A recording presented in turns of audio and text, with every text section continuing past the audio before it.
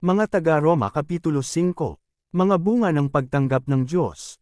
Sapagkat napawalang sala na tayo sa pamamagitan ng ating pananampalataya, mayroon na tayong mapayapang relasyon sa Diyos sa pamamagitan ng ating Panginoong Jesu Kristo. Sa pamamagitan ng pagsampalataya kay Jesu Kristo, tinamasa natin ang kagandahang loob ng Diyos, at tayo'y nagagalak dahil sa pag-asang tayo'y makakabahagi sa kanyang kaluwalhatian. Hindi lamang iyan. Ikinagagalak din natin ang mga kahirapang ating tinitiis, dahil alam nating ito'y nagbubunga ng pagtitiyaga. At ang pagtitiyaga ay nagbubunga ng katatagan, at ang katatagan naman ay nagbubunga ng pag-asa. At hindi tayo binibigo ng pag-asang ito sapagkat ang pag-ibig ng Diyos ay ibinuhos na sa ating mga puso sa pamamagitan ng Espiritu Santo na ipinagkaloob sa atin ng Diyos. Sapagkat noong tayo'y mahihina pa, namatay si Kristo sa takdang panahon para sa mga makasalanan. Mahirap mangyaring ayalay ninyo man ang kanyang buhay alang-alang sa isang taong matuwid, kahit na maaaring may manggahas na gumawa nito alang-alang sa isang taong mabuti. Ngunit ipinadama ng Diyos ang kanyang pag-ibig sa atin nang mamatay si Kristo para sa atin noong tayo'y makasalanan pa.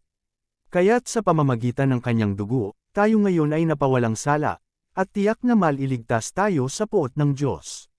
Dati, tayo'y mga kaaway ng Diyos, ngunit tinanggap na niya tayo bilang mga kaibigan sa pamamagitan ng pagkamatay ng kanyang anak. At dahil dito, tiyak na maliligtas tayo sapagkat si Kristo ay buhay. At hindi lamang iyan, tayo'y nagagalak at nagpupuri sa Diyos sa pamamagitan ng ating Panginoong Jesu Kristo, sapagkat dahil sa Kanya ay tinanggap tayo bilang mga kaibigan ng Diyos. Si Adan at si Kristo.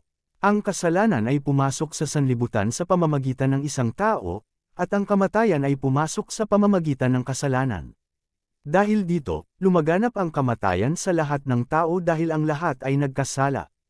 Nasa sanlibutan na ang kasalanan bago ibigay ang kautusan, ngunit kung walang kautusan, ang kasalanan ay hindi ituturing na kasalanan. Gayunman, naghari pa rin ang kamatayan mula kay Adan hanggang kay Moises, pati sa mga taong hindi nagkasala tulad ng pagsuwi ni Adan sa utos ng Diyos. Si Adan ay anyo ng isang darating. Subalit magkaiba ang dalawang ito dahil ang libreng kaloob ng Diyos ay hindi katulad ng kasalanan ni Adan. Totoong maraming tao ang namatay dahil sa kasalanan ng isang tao, ngunit ang kagandahang loob ng Diyos ay mas dakila, gayon din ang kanyang libreng kaloob sa maraming tao sa pamamagitan ng kagandahang loob ng isang tao, si Jesu Kristo.